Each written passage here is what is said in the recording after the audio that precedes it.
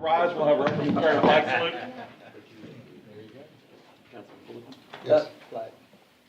Oh, And we're missing a flag. I stole it. It's probably in another room. We can use the flag there. We can. Can we Do that. go look? All right. All right. Heavenly Father, thank you for allowing us to do the city business today. Give us the wisdom that we need to do the job that we are required. In Jesus' name, amen. Amen. I pledge allegiance to the flag of the United States of America and to the republic for which it stands, one nation, under God, indivisible, with liberty and justice for all. This time I call the April 11th, 2022 meeting of the Newcastle Public Works Authority to order. First item on the agenda is roll call. Carl Nell. Here. Mike Fullerton. Here. Tommy Clay. Here. Gene Reed. Here. Marcy White, absent. Item number 2, discussion and possible action on approval of the agenda. Make a motion to approve the agenda. Second. Motion is second for approval of the agenda. Mike Fullerton. Yes. Tommy Clay. Yes. Gene Reed. Yes. Carl Nell. Yes. Item number 3, citizens' comments. This is an opportunity for any citizen to comment on any matter related to the City of Newcastle Public Works that is not on the agenda. Might remind any citizens that intend to comment that all speakers shall clearly state their name and address for the record. Comments are limited to 3 minutes per person with only one speaking opportunity. Board members will not respond to questions or comments. The chair may end comment period at his discretion, and prior authorization is required for distribution of materials or to approach the board. This time, is there any public comment related to the City of Newcastle Public Works? Seeing none, we'll move to item number 4, consent agenda. Is there any member of the Public Works Authority desires to be removed from the consent agenda and individually addressed? Seeing none, move to item number 4, consent agenda. Make a motion to approve the consent agenda. Second. Motion is second for approval of the consent agenda. Mike Fullerton. Yes. Tommy Clay. Yes. Gene Reed. Yes. Carl Nell. Yes. Item number 5, discussion and possible action on any items removed from the consent agenda. Be no action on this agenda item. Item number 6, discussion and possible action of adjustment of utility accounts. Item number 6A, account number 07-2180-00 at service address of 4560 Southeast 37th Street, James Anderson. Mr. Anderson or a representative here this evening? Yes. Please approach the podium.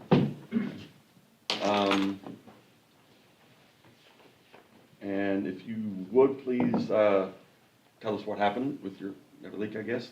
Yes, basically I was out of town, out of state on a work project, and this is during the time that it snowed and big freeze last month, and I was notified when the snow had melted. The neighbor had noticed that there was water running down my drive and forming in the middle of the road, and I was notified that I had a water leak, so I had a friend of mine go and shut the water off, or actually the neighbor did, and he went and looked at the situation and determined I had a water leak. But I got home last week and found that it was on the west side of my house, and it was a water line that had broke in my laundry room area. So I made the repair, went and bought the slip joint to make the proper repair, and did that, and I called the city to ask for some forgiveness and abatement on my situation, and they offered me approximately about half of what I had over what had exceeded my normal water bill. And she said the only other thing I could do was appeal to the city council and possibly abate the entire amount. I just might add also that I'm there only 6 months of the year over the last 11 years, so 8 of the 11 years I don't barely use the services. It's only me living in the house as well, so hopefully that might add to a little sympathy to the situation. Absolutely. Do you know what date it was that the water was turned off?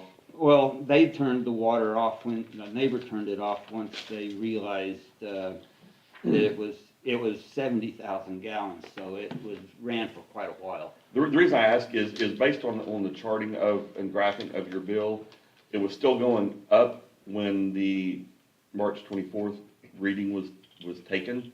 Consumption shows high there. So I was wondering if you turned it off prior to the 24th or after.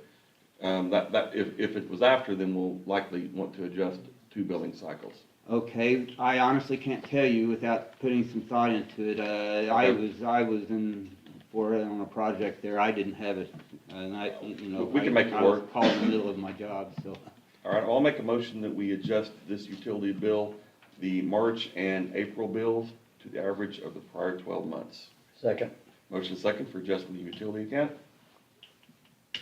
Mike Fullerton, Yes. Tommy Clay. Yes. Gene Reed, Yes. Carl Nell. Yes. Thank you. Mr. Anderson. Have a good evening. You could- Item number 6B, account number 04-1303-01, at service address of 1732 Mimosa Lane, Brian Grobner.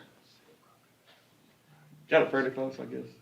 What's that? Did I get the name fairly close? It was pretty close, Grosvenor. Grosvenor, okay, sorry about that. I'm basically the same situation. I'm oil field, so I'm away for 2 weeks and I'm home for a week. And I got home and I noticed a $500 bill, and I just thought maybe the wife and the kids used more water. And but the next bill was like almost 1,000. So then I started looking around. I called the plumber. They said if we had a slab leak, he got in there and then they had to repair it. Okay, it looks like you had an increasing bill starting back last year, but it really went up in December. And then it looks like you fixed it probably in February. Yep. Is that right? And See, I didn't really know, well, because I got married about a year ago, actually, so that's probably, I remarried, and so that's probably why the water bill's been slowly going up.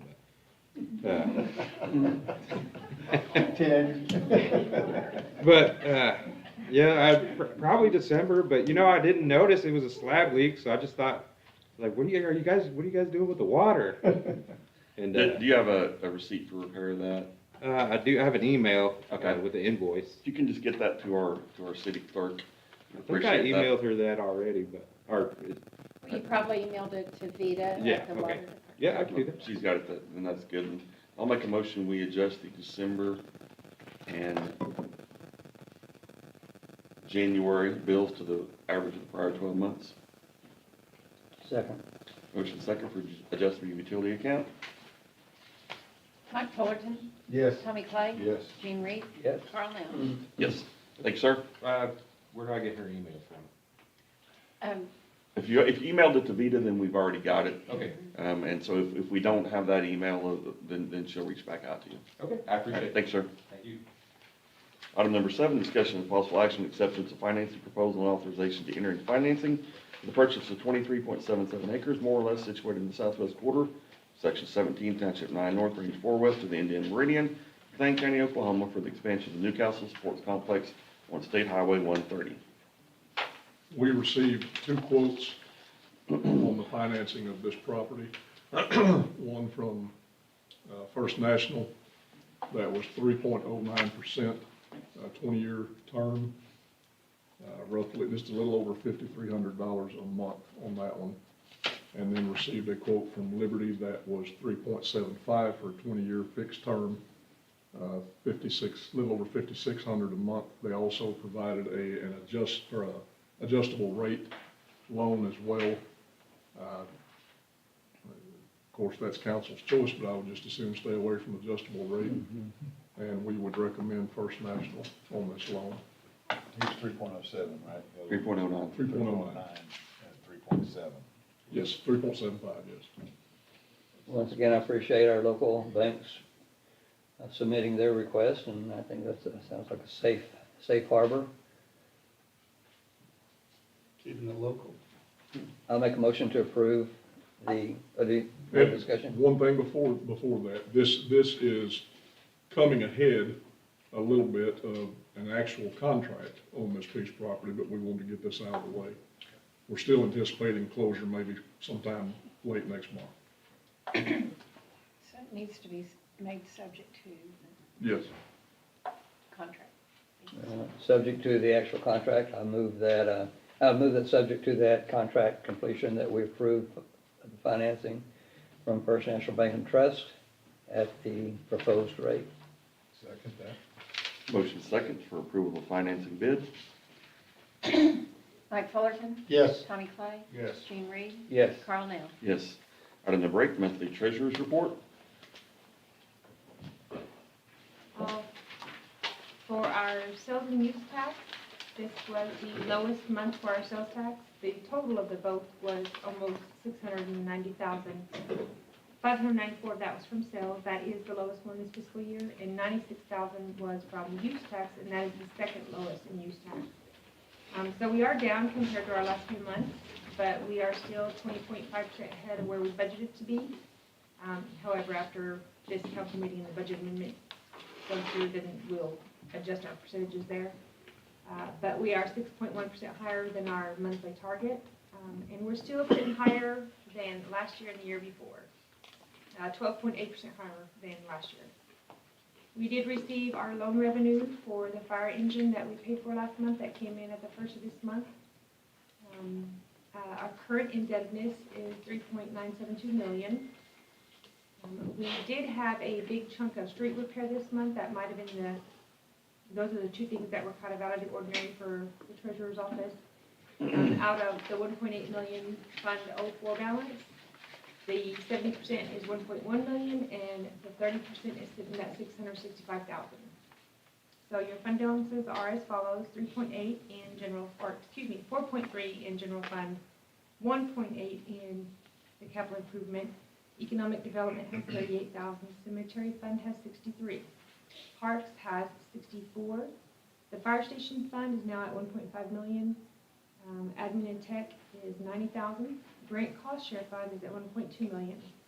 And our fire department tax fund raised 801,000 to cover the $2 billion we've spent to operate our fire department. And on the PWA side, that fund is 2.3 million. The water impact fee is 1 million. The sewer impact fee is 1.2 million. And wastewater is 3.2 million, but keep in mind 930 that is the ARPA money. The new fund we have is 23,000. That's the transportation impact fund. That's what we earned in 1 month. So all the funds combined are 17.3 million. And that's all for March. Are there any questions? Don't have any? How was, compared to same month last year, is that up or down? I know collectively we are up, but. I can tell you exactly. The last month in March, our sales tax came out 605,000, so it's down from the sales.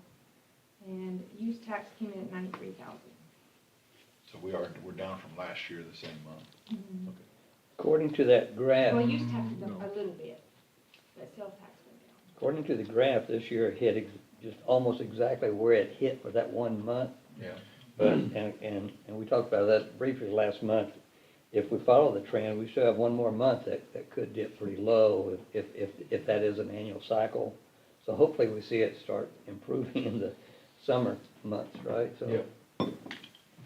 We were up 2.56% over the same time last year in March. Well, that's pretty good.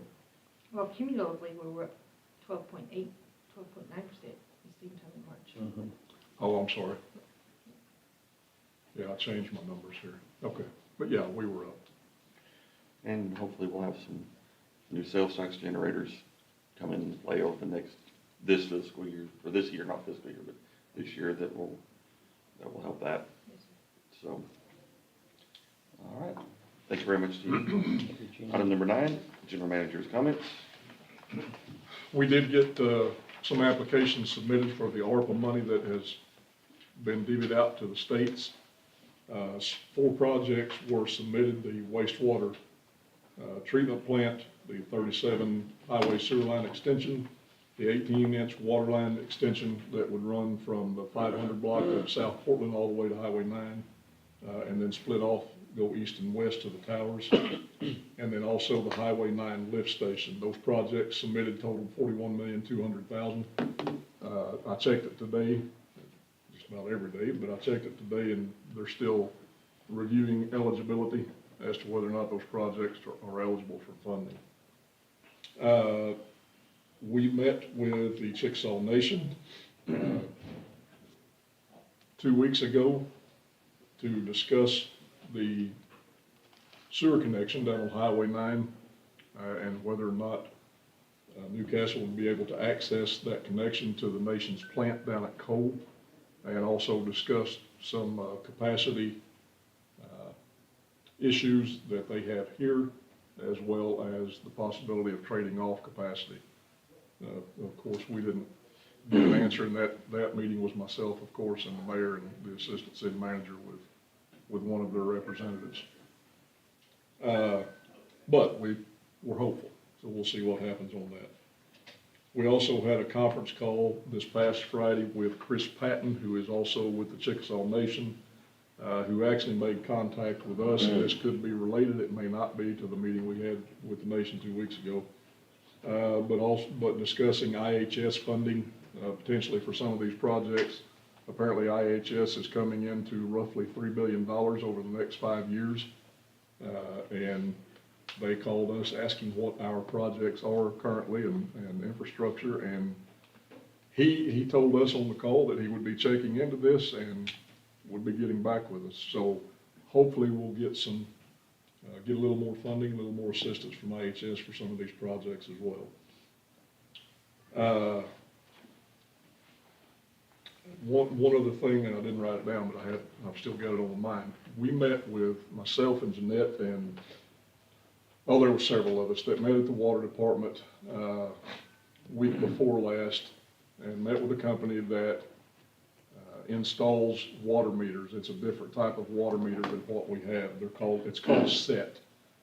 Don't ask me what that acronym is for, I can't remember it. But anyway, we went ahead and agreed with them to install 10 of those meters as a pilot program. Now it's costing us $4,600, but they come out and install them, and most likely everybody at this table is going to get a meter installed at your house, because we want council members and myself and Jeanette and whoever else to be able to see how these meters function. They're a pretty sharp meter in the way they operate. Vita will be able to actually read the meter, see the readings from her office. The homeowner will be able to see it through an app on your phone. You'll be able to see exactly what your readings are on a daily basis if you wanted to, what your usage is.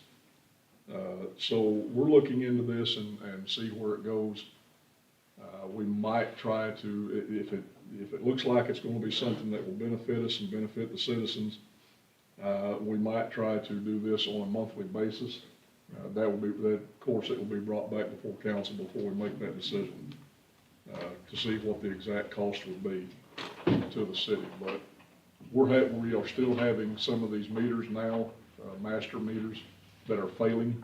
We have 1,400 meters right now that have failed, and master meter is really, they're not replacing it. I mean, there's nothing they can do to it. So we're having to manually read now 1,400 extra meters because they can't read them as they drive by like they were before. So that's why we're going to be looking into it. And apparently Oklahoma City, this company and this type of meter is one of the top 3 that they're actually reviewing right now to change out meters in Oklahoma City. And there's a couple of other cities that they've done this with already. But SET is the type of meter. SET? SET, yeah. What is it? Smart Earth Technologies. Good, Smart Earth Technologies. There you go. All those other electronic meters we put in, they're getting 10 to 12 years of age on them, so it's probably time. Yeah. You have any idea about what each is gonna cost? Have you got it? Yeah, they're roughly 300. I want to say roughly $350. I've got it written down at the office, but and they gave us, and that's for the meter and the piece that goes on top that actually does all the reading, and it's just underneath the lid, attaches to the lid. So it sounds like a pretty good deal. I mean, their presentation was really good, but they're salesmen, of course. But Sounds neat. we'll see. We'll see how it comes out. What did the other previous meters cost us a piece? They were extremely expensive. They were $400 or $500 a piece. That's all I have. Item number 10, any trustee comments? All right, item number 11 is adjournment. Motion to adjourn. Second. Motion second for adjournment. All in favor say aye. Aye. Any opposed? We are adjourned. This time I'll call the April 11th, 2022 meeting of the Newcastle City Council to order. First item on the agenda is roll call. Carl Nell, Here. Mike Fullerton, Here. Tommy Clay, Here. Gene Reed, Here. Marcy White, absent. Item number 2, discussion and possible action on approval of the agenda. Make a motion to approve the agenda. Second. Motion second for approval of the agenda. Mike Fullerton, Yes. Tommy Clay, Yes. Gene Reed, Yes. Carl Nell. Yes. Item number 3, citizens' comments. This is an opportunity for any citizen to comment on any matter related to the city of Newcastle that is not on the agenda. I remind any potential citizen commenters that all speakers shall clearly state their name and address for the record. Comments are limited to 3 minutes per person with only one speaking opportunity. Council members will not respond to comments or questions. The mayor may end comment period at his discretion, and prior authorization is required for distribution of materials or to approach the council. This time, is there any citizen comment related to the city of Newcastle that is not on the agenda? Yes, sir. Please approach the podium and state your name and address for the record. My name is Mike Miller. I live at 520 Northwest 34th Street, and my parents live on 3461 North Meridian, which is part of the Richardson Heights addition. I'm here speaking on behalf of both streets. I think we spoke with you all a little bit at City Hall the other day, but we wanted on record about what's going on in our neighborhood.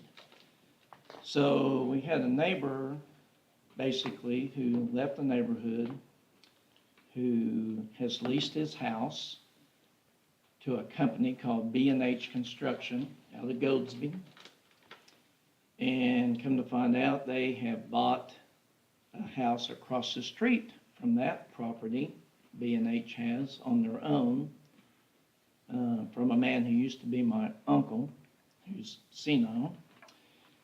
And now we hear that when we went to meet the new neighbor, he's a house mom, and they're putting drug rehabs in both houses, and they plan on housing 14 convicts in our neighborhood.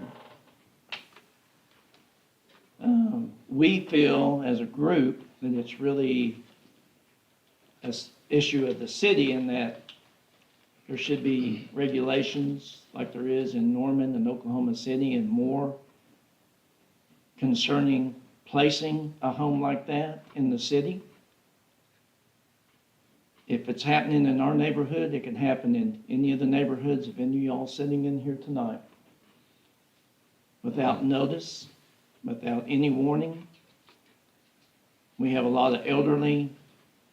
I actually have a 24-year-old granddaughter living by herself in that neighborhood. Everybody is scared on 34th and 35th Street. And we want it brought to the attention, and we were asking the city to help us get this stopped. I believe in giving anybody a second chance. It's not that's the issue. The reason that they came here is they're from Goldsby, Oklahoma. That company could have that facility in Goldsby, Oklahoma, and truck those people in and out right in their own back door. But they chose Newcastle. And we feel like the reason they chose Newcastle is because we don't have the regulations in place, and it's easy for them to do this or try to do it. And so we're asking that the city help us with regulations. We're asking that the city help our neighborhood stop this, if at all possible. We're asking for extra police support in the meantime. 14 felons in your neighborhood, and if you review that type of policy, the reason they're doing it is they get government assistance to hire these people, so they're only having to pay half as much. They're getting government assistance to house them and feed them.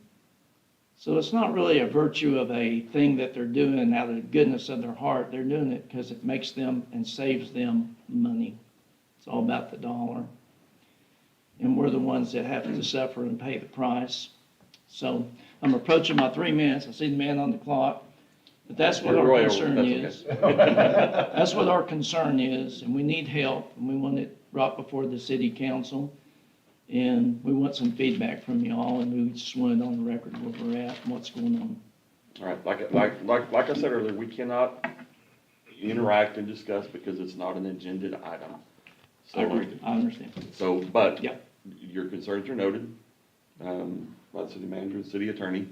And, I would encourage you to follow up with the city manager. And he will be able to kind of let you know where we're at. All right, thank you all very much for Thank your you, time. Is there any other citizens' comment related to the city of Newcastle? All right. Item number 4 is the consent agenda. Is there any item any member of council requests be removed from the consent agenda addressed individually? I'd like to request H1. Okay. Any others? All right, I will make a motion for approval of the consent agenda with the exception of item H1. Second. Motion second for approval of the amended consent agenda. Mike Fullerton, Yes. Tommy Clay. Yes. Gene Reed. Yes. Carl Newman. Yes. Item number 5, discussion and possible action on any items removed from the consent agenda. We'll go back to item number 4H1, acceptance of improvements and approval of maintenance bonds on Blue Ridge 2, maintenance bonds for paving and draining, storm drainage, and water improvements. And the community development director has some comments on this. She actually had a meeting today with the developer on this item, and her and I have actually discussed it before the meeting. And I have some concerns about it, but I will let her explain what was discussed. Is everybody aware where Blue Ridge is at? Highway 9, north of the water tower, Home Creations. Home Creations, okay, thanks. So, Blue Ridge 2, it's for the final plat for acceptance of improvements. It is zoned E3, and so they have dedicated streets and water line, and then they have bar ditches for their storm drainage. They did put in a maintenance bond for the storm pipes, but they did not want to put a maintenance bond in for the grading and excavation of the bar ditches. Reason being is that they state that because after final acceptance of improvements and the plat is filed with the county, that's when all the utility companies come in and put in their lines and OEC and fiber. And the franchise agreements, I guess, that they have are pretty weak, that they come in and they rip up the bar ditches, take out the sod, and the subcontractor said, I'm not gonna be called out to fix the bar ditches after the utility companies come in and put their utilities in and won't fix them. It's not right that they have to do that. I said, well, it's in a 15-foot, so on the front, you have a 15-foot utility easement, and within that, you have a 10-foot DE. So it's a public drainage easement that the city is going to potentially and eventually maintain. And after that maintenance period is expired, then it will be on the city. So we went back and forth last Friday a couple times between the developer, their subcontractor, and listening to these arguments. And so today, I'm talking to the developer. I said, and this is just a thought, is to make the drainage easement private. If you don't want to put in the maintenance bond, however, it is in part of the right-of-way, which would be maintained by the city, because they're public streets as well. They're not private streets, they're public.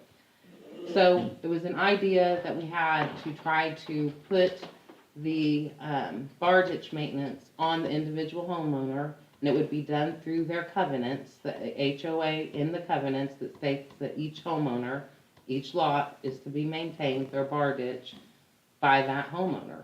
And the HOA would have to be the enforcement.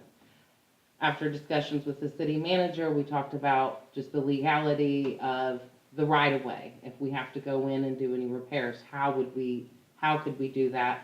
And would it be an allowance that would be something, excuse me, that can be done through the covenants? So that's where we are right now with that, because they do not want to put in, they've bonded their roads, everything for the paving, but not the drainage. The storm sewer pipes, yes, and the water line, yes, but not the, like I said, the grading for the actual bar ditches. So that's where we are at right now.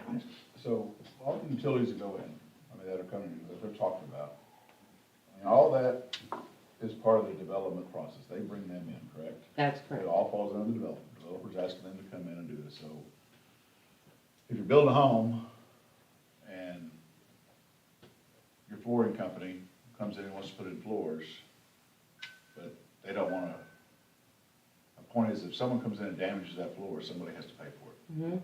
And ultimately, it's the builder that's responsible. And if it's ongoing, that it constantly happens, that's part of the cost. I mean, there's costs that come into that. That's correct. For us to nullify that, throw that on the, I don't like putting this up on on the homeowners and the developers, because what that does is 15, 20 years from now, when those bar ditches are all filled in and silted in, going, then the whole neighborhood's going, why aren't you guys taking care of our stuff? Well, it's private, and it becomes just a big black eye on the city. We deal with that kind of stuff all the time. Mhm. I don't like that at all. I don't like it either, and we've seen in other developments in the city where prior to them even selling the lots off, that drainage has had issues. Yeah. So, I mean, who fixes it then? I'm sorry, my opinion is the developer. Yeah, Sum it up, I'm gotta with do you. it. Now, typically, do we require the bonding from any other developers and the other developments that are similar in our E3s? Yes, we have. And it's gonna be different in the future. And it's the because- same argument I get from every developer. Sorry, I didn't mean to interrupt. The same argument every single time. And so also, like you had mentioned, you know, they filed their final plat with the county. They're ready to start getting building permits.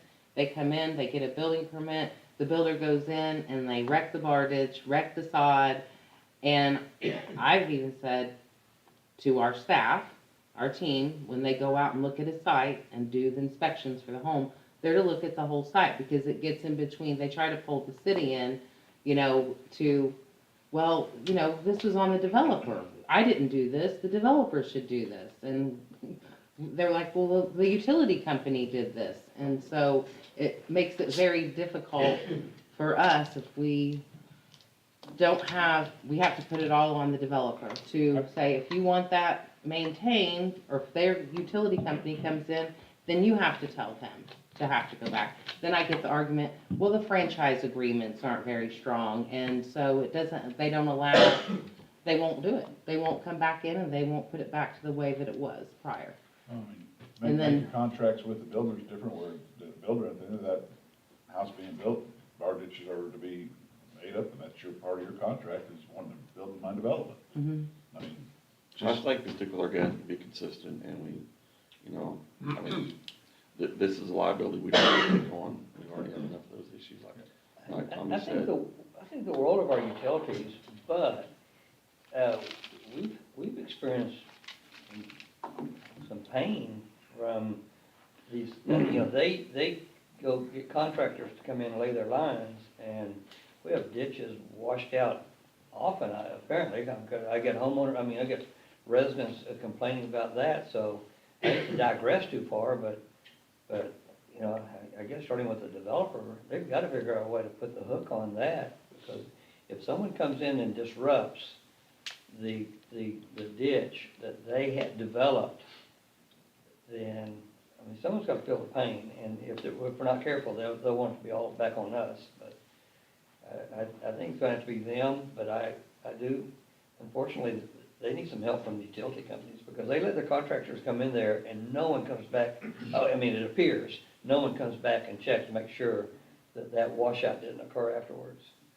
I know you've sent crews out, Kevin, just because we're about to lose a road Right. because of it, and I guess our city streets are gonna be at risk too, if we don't make sure that's addressed properly. Yeah, the only time that I think, and that was a comment that I made to Kevin too, is that, it'd have to be private roads and private drainage easements, because then that would allow it all to be on to that HOA.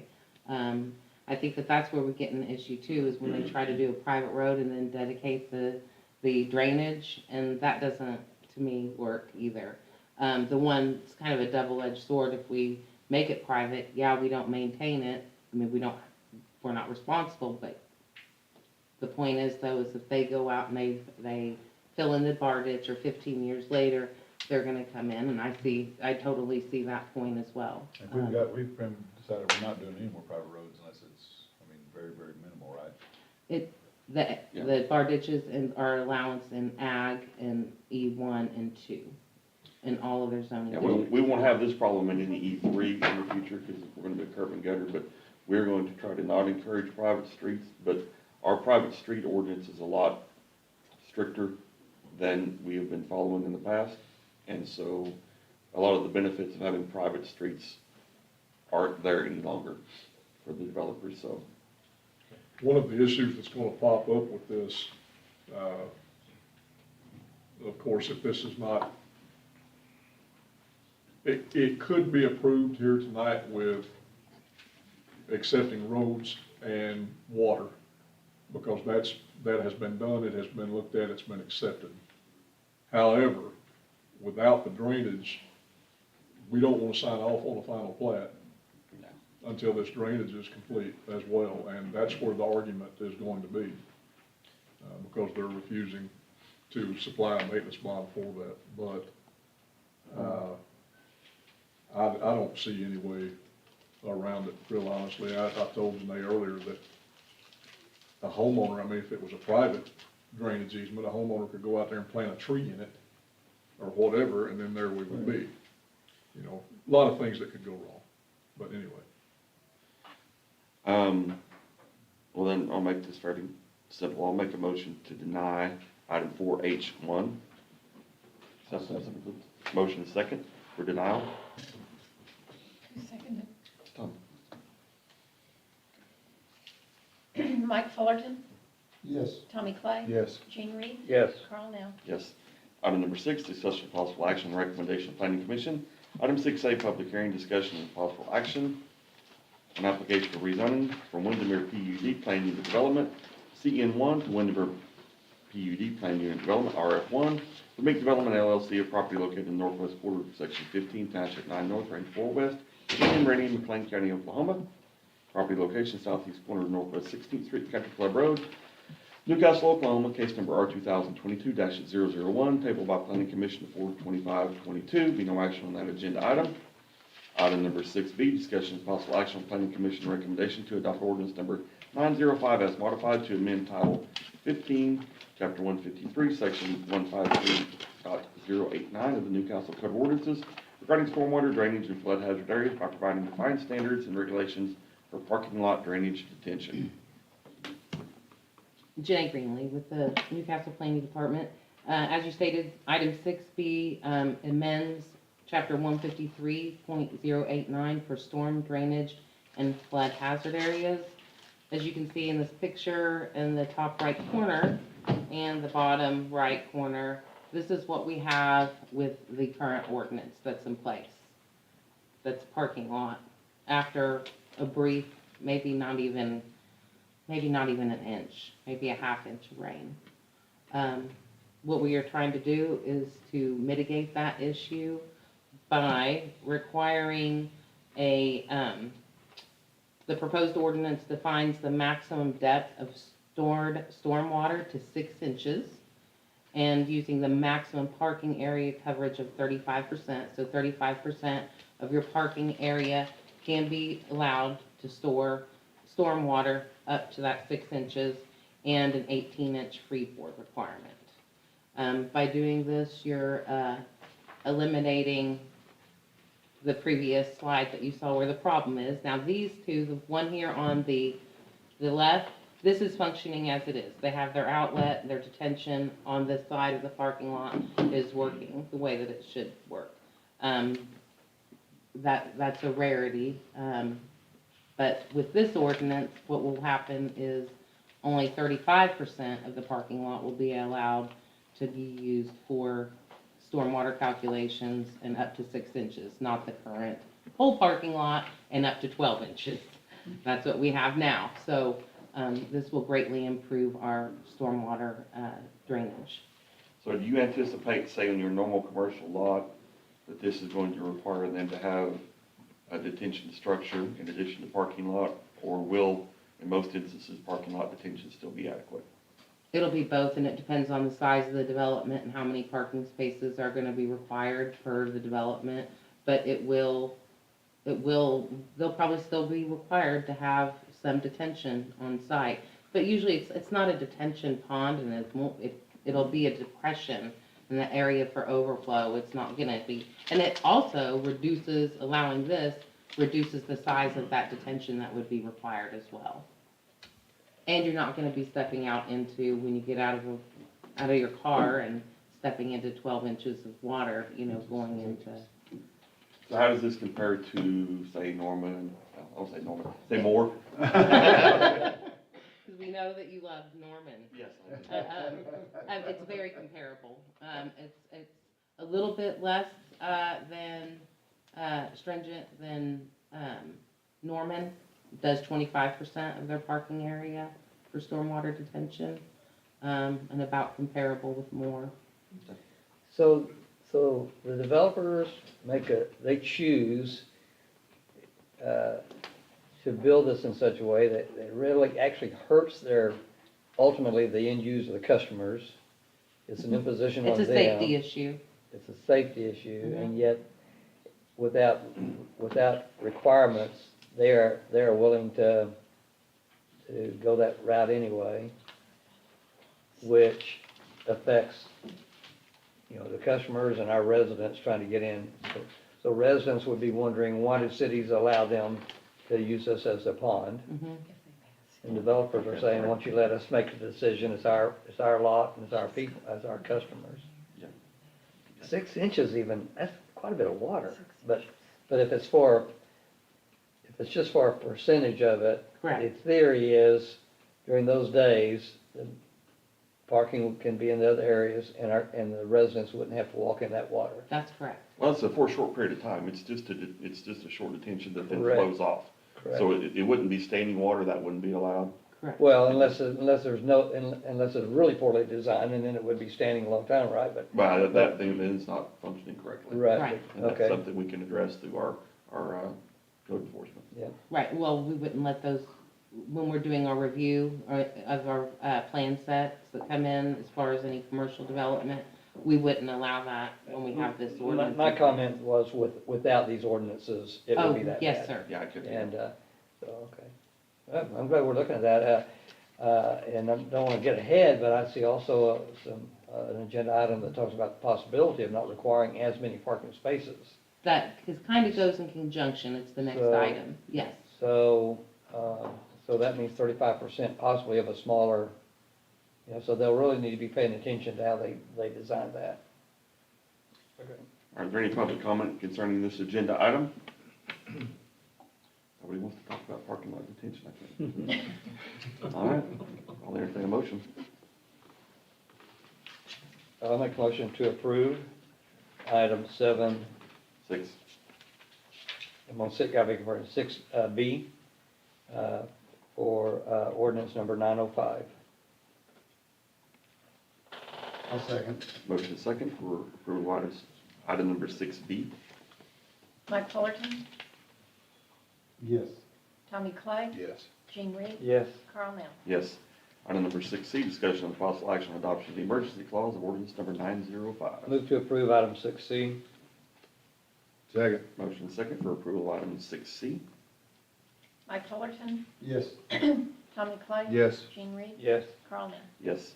Item 6D, discussion of possible action on planning commission recommendation to adopt ordinance number 906 to amend Title 15, Chapter 154, Section 154.093 regarding minimum parking standards, adding the definition of CSA for customer service area of eating establishments. This ordinance amendment deals with chapter 154.093 for off-street parking and loading access regulations just for eating establishments, because this is what we're dealing with right now, and changing it from gross floor area to customer service area. for the calculation for how many spaces would be required. Number one, customers in eating establishments don't use the whole entire floor area footprint. So it more adequately gives you the number of parking spaces that would be required for the area that they will be using.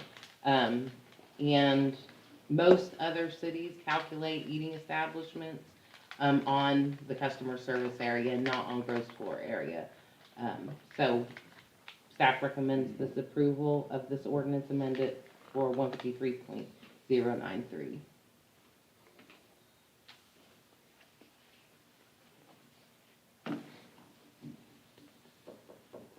This will be very Any helpful. Yeah, it makes sense because we're not including the kitchen Mhm. and requiring parking for the kitchen like everything else and other stuff, so. Correct. Storage areas, kitchen, Restrooms, yeah. So, Makes sense to I'm me. glad to see we're exploring these needs, these changes, appreciate that. any public comment concerning this agenda item? All right.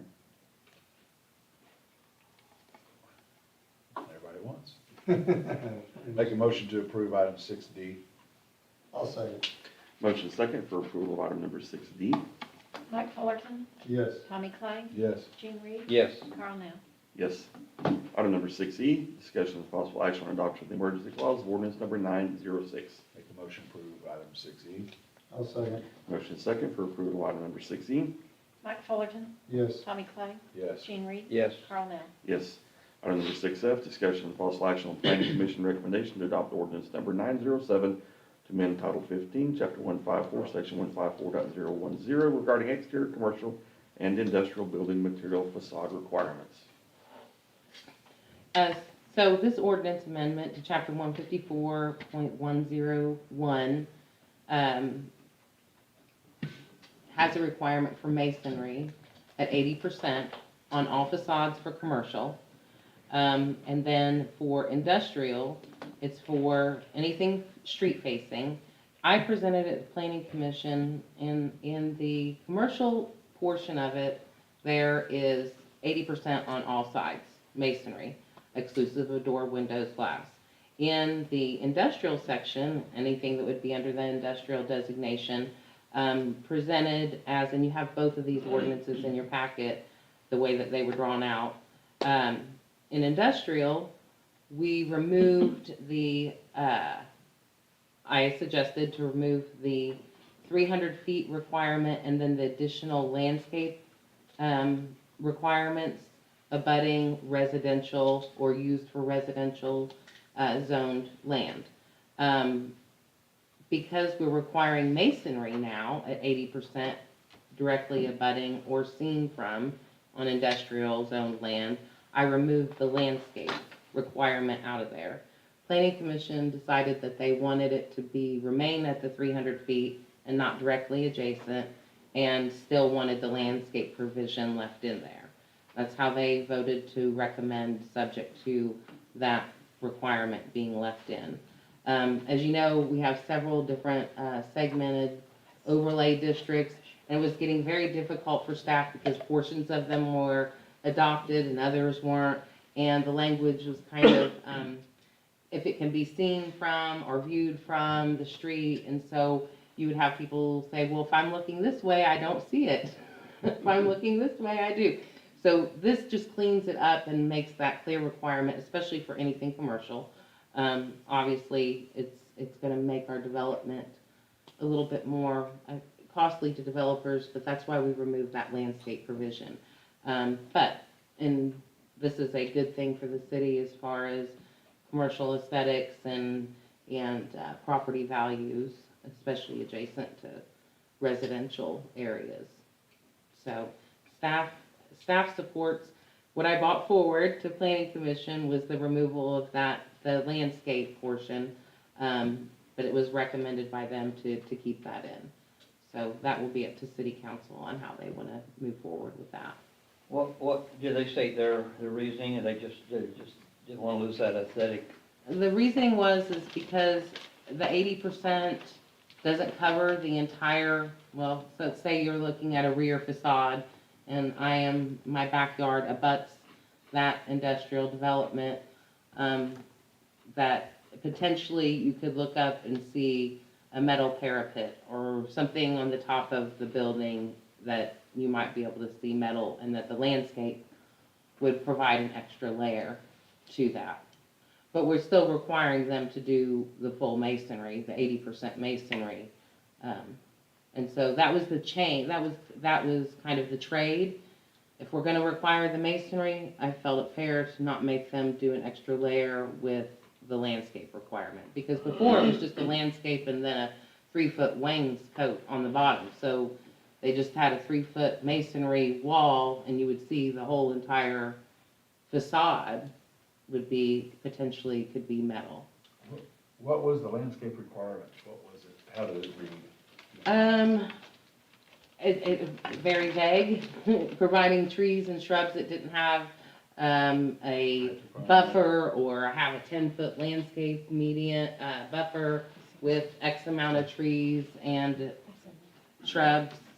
Well, I like the I have to idea go of back the and look buffer to zone give it- between industrial and residential neighborhood. I mean, not just for the building aesthetics looking in your backyard, just that type of,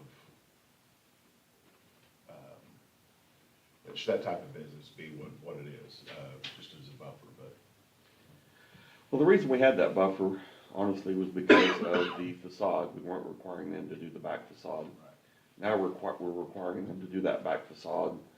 And so I kind of agree with Janae, kind of double dipping. And even though we require them in the past to do the landscaping, we require them to put it in. If it all dies, Right. then there's no requirement to maintain it. So, it's a requirement that it goes in, but we don't get too picky on what happens. There's nothing in our ordinance to follow up and make sure that it, so. That a barrier remains.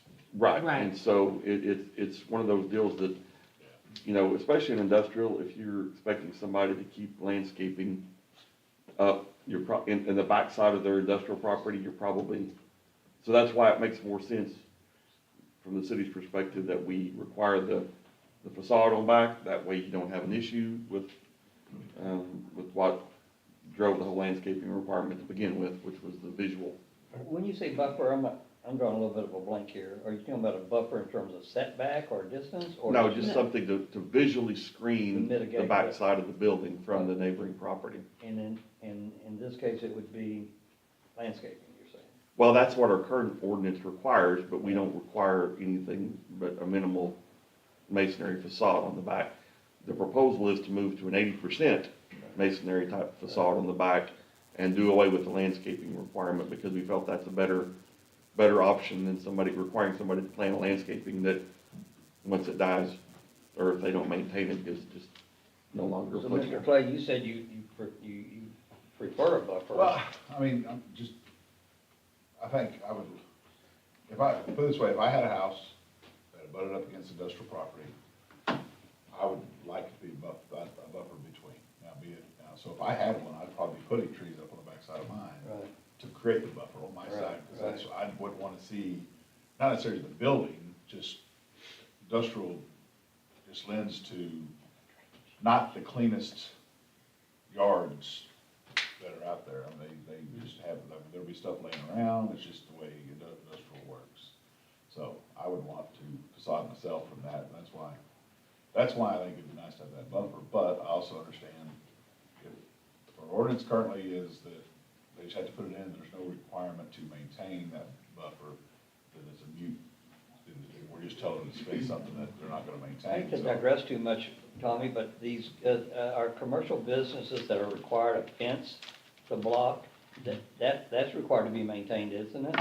Yeah, and so to add on to that, there's other layers to that in the zoning ordinance. Right. So when you're adjacent to a residential or property or is either zoned or used for, so I could have an existing commercial lot, but there's a single family house there, like take Second and Wright Street, CC2.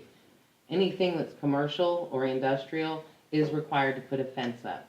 There is also greater setbacks required when they're abutting a residentially used or zoned for, so they have to have a 20-foot instead of a 10-foot off the rear. So there's even more layers that are already present in our code there.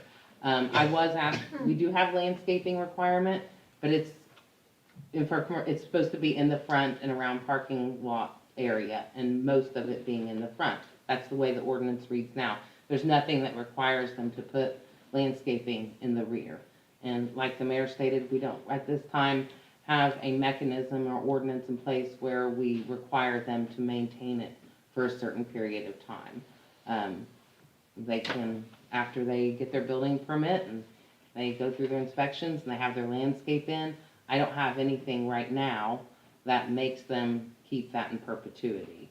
Most people would definitely want to keep it, but you'll find some places that'll say, well, that sign that's blocking my business, or I can't see the business because of the trees, or so. Some of that stuff needs to be really thoughtfully carried out when we're looking at plans, and that's what we do. But right now, we don't have anything that makes them keep that in place. I did that 80% across that's a chunk of change. Well, and the ordinance that was presented that I'm looking at, for industrial states facade 80%, for any walls facing a street.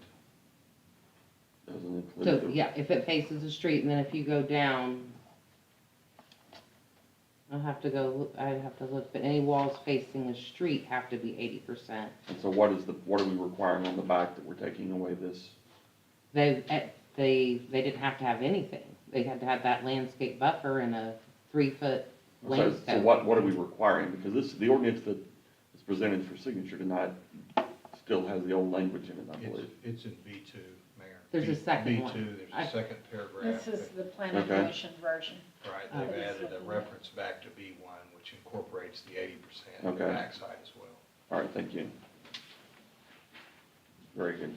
So, right now, as it stands, they have to do the landscaping, they have to do the 6-foot fence surrounding the backside of the property. Are we requiring them also to put like skirting above to block all the mechanical that may be on the roof? No, So Jeff, this says they shall have the landscaping or the facade requirements. And/or berm. And or berm, it says, and or earth berm sufficient to screen the vacant lot or building material.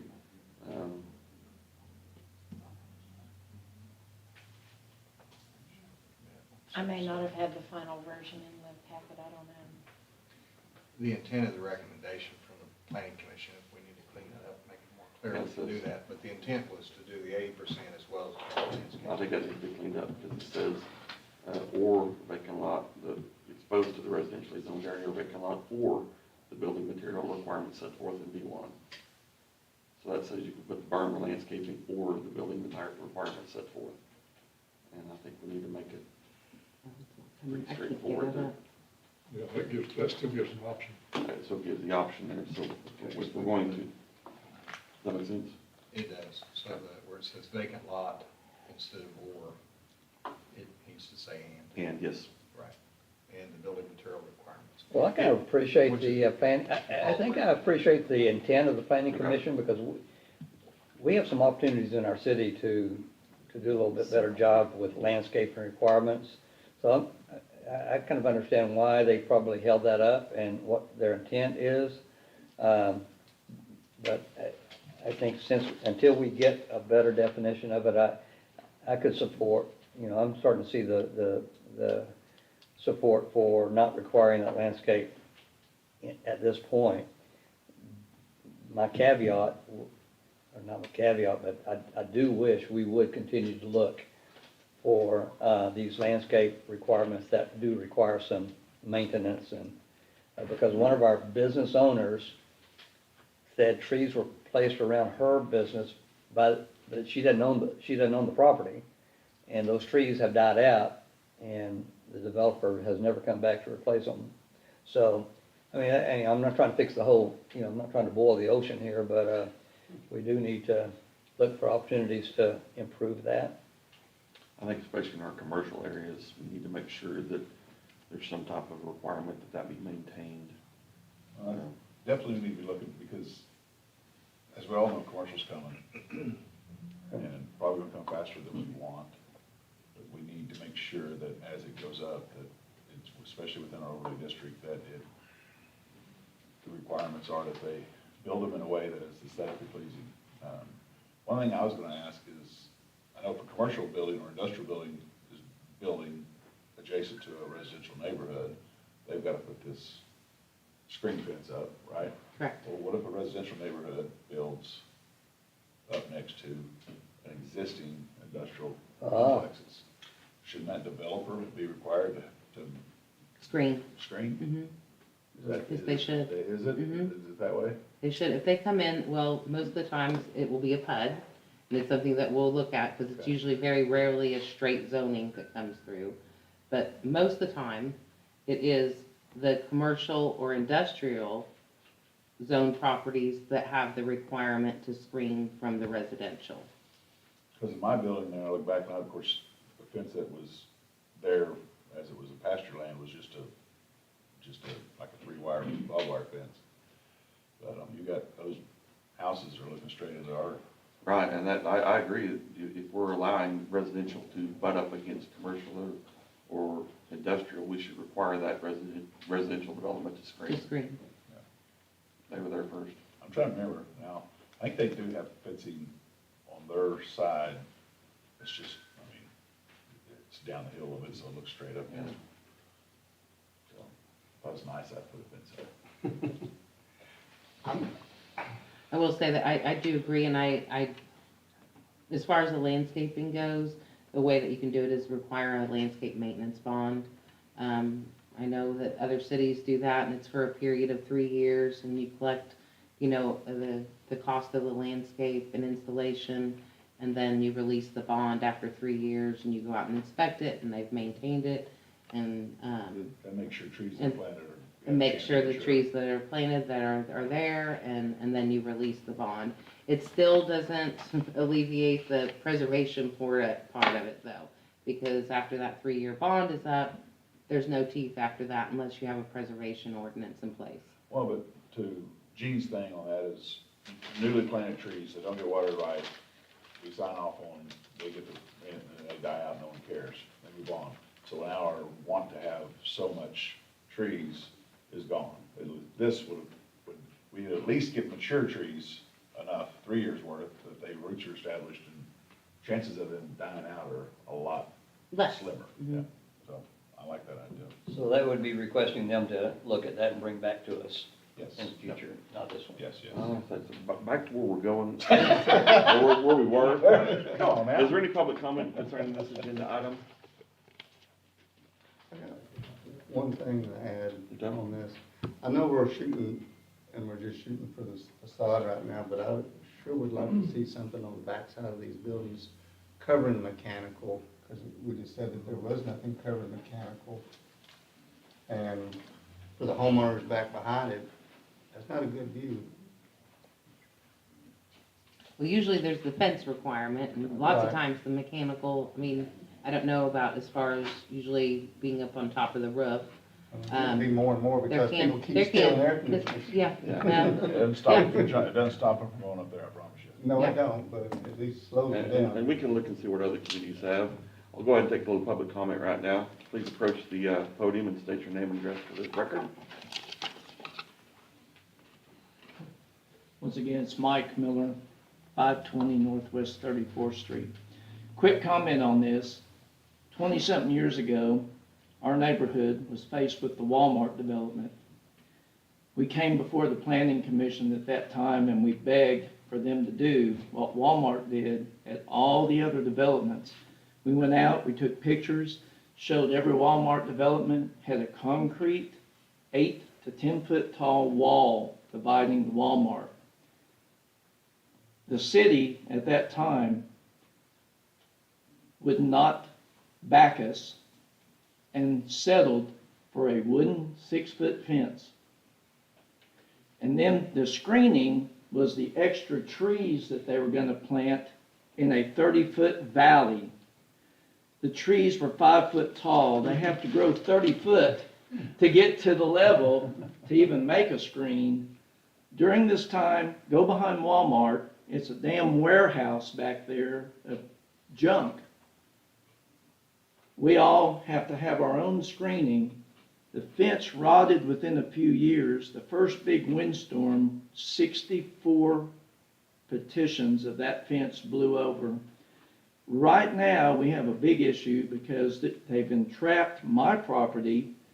There's 10 foot between our fence and their fence that they refuse to maintain, that is full of trees and leaves and debris and wood off of a fence that we can't get them to fix or maintain. A fire will burn my house down, the neighbor's house, for the full length of my property.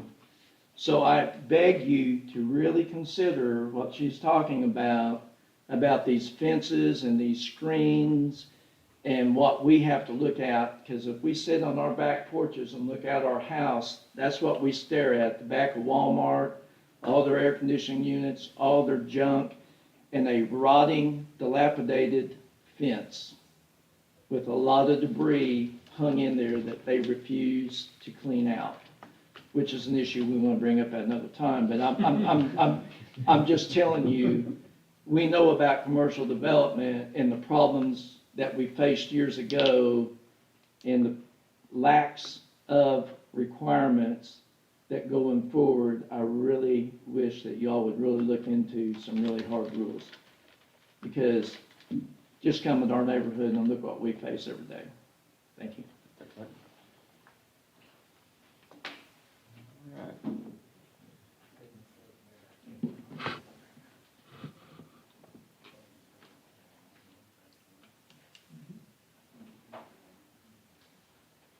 Any more council member comments? No.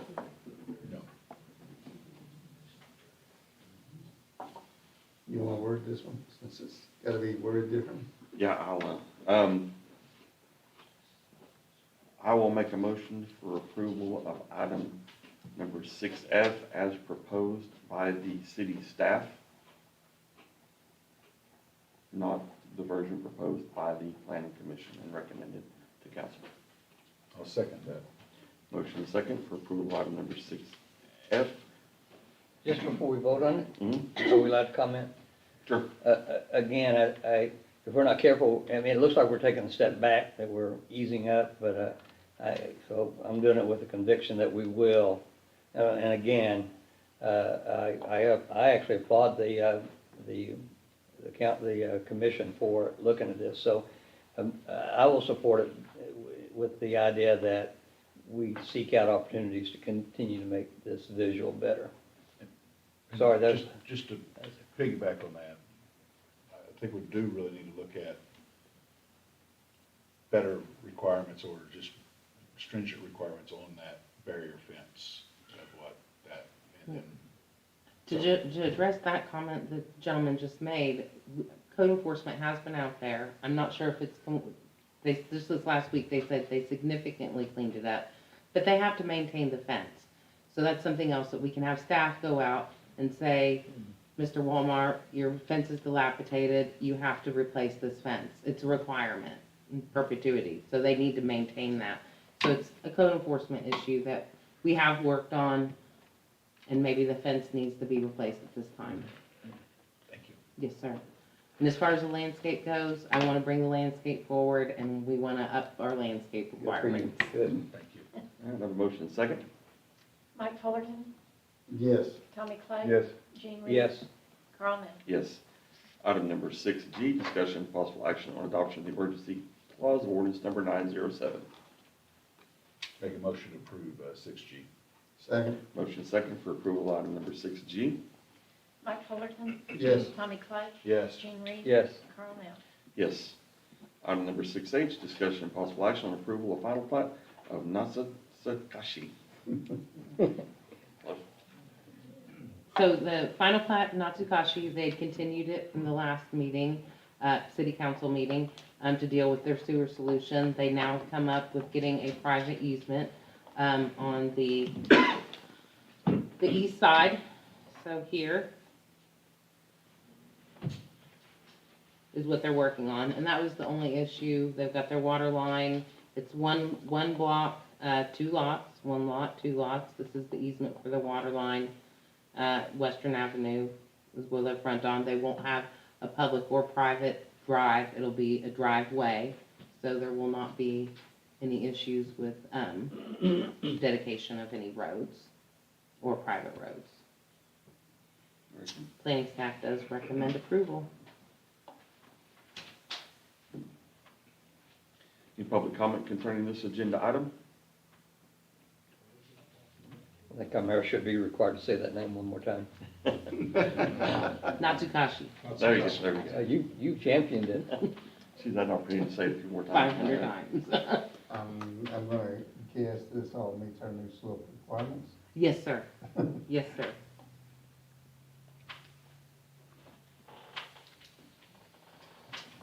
I move to approve item 6H. I'll second. Motion second for approval of item number 6H. Mike Fullerton, Yes. Tommy Clay, Yes. Gene Reed. Yes. Carl Nell. Yes.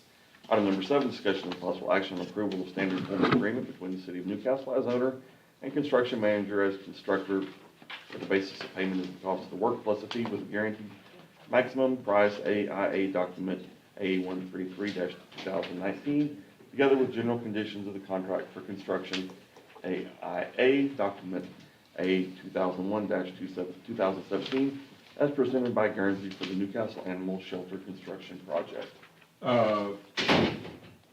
This is actually, these forms are actually, they were sent to us by Guernsey, but they're actually NAPO's documents. And I discussed this with our city attorney, and the fee on it, basically what it is here's what their fee is. It's 4% on this project, on the animal shelter project. So we are asking for approval on the fees and get those guys started along with Guernsey and be able to finish up plans for that shelter. It's basically, it's cost plus 4%, Correct, and there is a max amount. correct. And as of yet, we do not know what those construction costs are. We have an estimate of potentially 1.4 million, and that's about as close as we've come at this point. Remind us of where this will be. Just 30 feet north of the water department on Walker, 717 So Walker. same site, Mhm. Yes, closer to the road. it'll be in line directly with the water department. And a covered pavilion between the two, right? Correct. Yeah. Okay. So where the trucks pull in to get to the back of that, it'll be just on the south of that turn-in road? I mean, just to the north of that turn-in road? Just to the south. Yeah, I'm kind of lost. Directly adjacent. When you say water department, we're talking about the Public Works building, right? Right, And the animal shelter now is on the north end of that, correct. and there's room between there and the turn-in road? Yes, This new, yes. so it'll be like connected or? No, it will not be Real connected. close, It'll be about 30 feet off of that north end of the water department building. okay. And that area will be fenced in actually as a run for the animals. When somebody comes to take a look at animals or whatever wants to adopt, then they can go in this area with those instead of actually roaming through the caged facilities in the building. And I know I'm a little bit off agenda topic, but I'll still take liberty. That portion of our water treatment there now, will most of that activity go away with the new facility? Yes, The beautiful spray and the aroma that goes Yes. with that? that will disappear. 'Cause you don't want to spend very much time looking at a new pup, right? No, not at all. But, Well, it wins out south. And it was out of the east today, and I looked at pups on the west. And I didn't see any that I needed, so. But anyway, not to digress, but it'll be right there on Walker. Very good. I really seriously wanted to look at one of those pups. I thought I'd come back. Yeah, eyes weren't watering.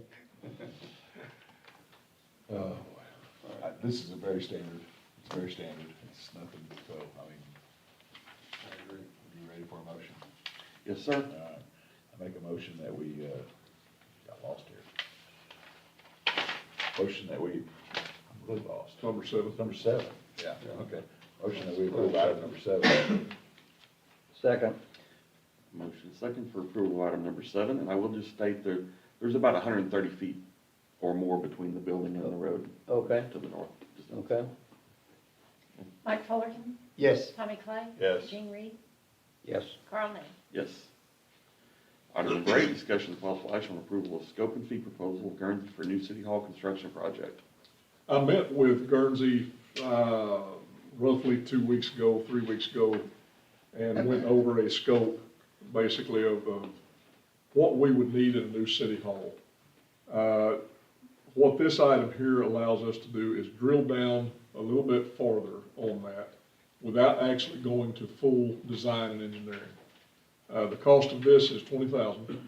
It will include elevations and things of that nature and help us to become more educated on exactly what we're going to need in a new city hall at some point in the future. I'll tell you right now, with what we came up with to begin with, and this is the reason we're presenting this, is because engineering fees was over $600,000 on what we actually looked at. So we need to go in and squeeze this thing more so than what we did on the first round of scoping it out. Will they essentially develop a master plan for you for long-term or just the current needs? This will give a very good guide of where we're at right now, what needs to be built for that, and what we're projecting for a few years in the future. We were looking at, when we first started looking at this, we were looking at, we may need this many positions in the future for this department, and we may need this. Well, it went too far. It went way too far on the size of it. So we're thinking that being able to really hone in on each department that will be in that building and what those needs will be in reality within 10 years, or whatever that may be, will help us to drill down a little closer to what square footage needs to look like. And then, of course, we can get a more realistic cost. And I'm guessing Guernsey will provide this, and that is build it with adaptability so that Correct. if changes are made, we build it smart to begin with. Right.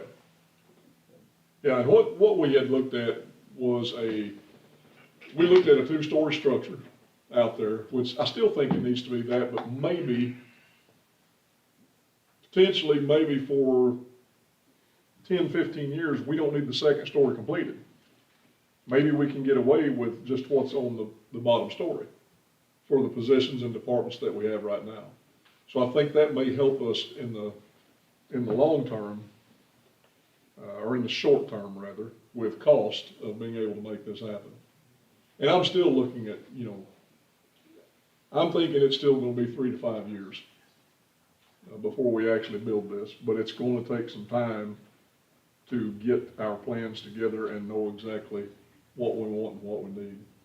And raise funding, bring in some funding for it. So do we want to do a design on a 2-story, but with a build of a 1-story? Potentially, yeah. And just look to see what we can accomplish on the bottom floor without having to go to to complete or finish out the second floor. You'll probably have to build the 2 floors Yeah, initially. yes. Just to finish out what he's talking about. Right. Yeah. Yeah, the structure itself would have to be built. Yeah. I thought you were saying build the first floor with the mindset of adding the second. I was like, Leave a shell. Leave a shell. yeah.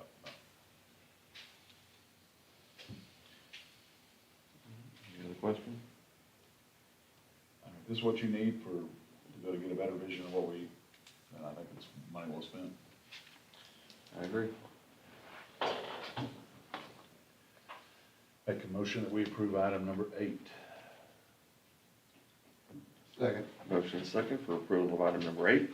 Mike Fullerton, Yes. Tommy Clay. Yes. Gene Reed. Yes. Carl Nell. Yes. Item number 9, discussion and possible action regarding election for the OMAG Board of Trustees and vote by the City of Newcastle for 2 of the following nominees to serve 3-year terms beginning July 1, 2022. Lindsay Gregg Moak, City Clerk, City of El Reno, incumbent. Vicki Patterson, City Manager, City of Broken Bow, incumbent. Justin Battles, Assistant City Manager, City of Mustang. Chuck Rawls, City Manager, City of Comanche. Chad Williams, City Council Member, City of Choctaw. Any observation on that, Camille? The first 2 submitted letters of Yes, of and interest. I had an afterthought. This is not due until May, and I was a little concerned that the other candidates were waiting until May to send in their letters. That, I mean, it wouldn't stop you from going ahead and nominating. I've met Justin Battles from Mustang. Mhm. I'm sure any of these will be fine. He's just one that I've met, and I don't know who he is. Well, he's already got 1 vote for, we usually, the trouble is, we usually don't know any of these, unfortunately, and Yeah. so, And I do know Lindsay very well. She's a hard worker. I like the idea of putting a city council member on there. The only one that's actually a voted person, elected official. the one from Choctaw? Yeah.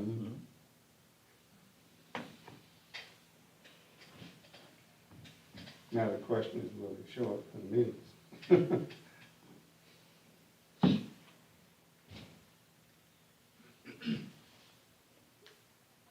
Carl, is there do you have an appetite for waiting for more information? Not necessarily, you know, the current trustees or the current, that have been serving have done an admirable job. I don't know that, I don't have a real big desire to. I'll make a motion to nominate Lindsay Gregg, Moak, and Vicki Patterson. I'll second that. Motion second for nominations to the OMAG Board of Trustees. Mike Fullerton, Yes. Tommy Clay. Yes. Gene Reed. Yes. Carl Nell. Yes. Item 10, discussion and possible action on scheduling a special meeting on April 28th, 2022 at 6 p.m. to present the fiscal year 2022-23 budget. And of course, you know, the budget has to be presented to council 30 days prior to the beginning of the new fiscal year. I'd kind of like to give council a opportunity to see the working budget before we make all of our final adjustments and bring it back to you guys for approval. Kind of get a little more detailed than what we have in the past couple of years. And we've asked for this Yeah. in the past, so I think that will be a good idea. Great idea, and I appreciate it. That date will work for everybody? That's what I'm looking at. I think it will. And we have a lot of detail to share. Recommend we limit this as 30 minutes. Thursday. It's a Thursday, right? Yes, sir. I don't have a problem. I'm good that date. I'll make, yeah, I can make it. Do you need a motion? Yes, sir. I move to support the proposed special meeting date of April 28th, 6 p.m. I'll second. Motion is second for setting a special meeting on April 28th at 6 p.m. Yep, that will be right here. Mike Fullerton, Yes. Tommy Clay, Yes. Gene Reed. Yes. Carl Nell. Yes.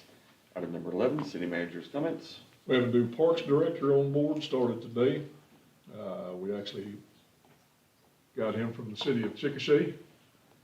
And we think that he's gonna be really good for our parks department. 5 of the 7 new police cars that were purchased are on the street, and we're getting close to having the other 2 completed. Awesome. And they'll be on the street. We started our budget meetings with the department heads on March 23rd. We've completed those Jeannie and I have been working here a little bit last week and then a lot last week actually, and then a little bit this morning on kind of semi-finalizing our numbers for the entire budget and looking at everything. And just to remind everybody, State of the City address at the Chamber Luncheon will be April 26th at 11:45, and the mayor will be presenting that. Put it on my calendar. We cannot wait. That's all that. Alrighty, item number 12, council member comments.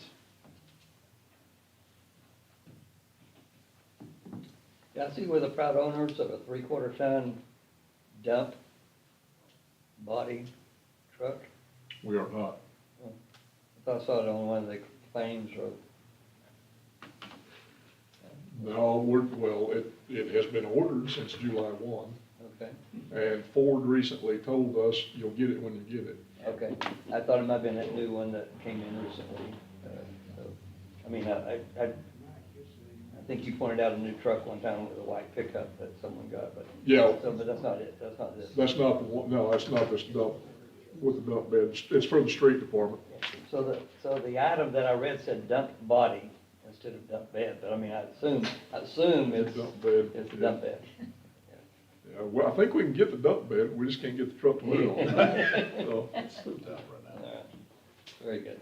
I can comment on that since we had the state contract. Did you order it through the state contract? we did, So, let me just tell you. I'd like to know, where's our truck, man? You can remain seated. So, No, you don't have to come up, you know. So, real quickly, to let y'all know where we're at, because I am the commercial, we have the state contract through the company I work for, Joe Cooper. We have the state contract on Ford, Dodge, and Chevy. And, as of last week, Ford is 380,000 vehicles behind. We have parts issues, and we have severe chip issues.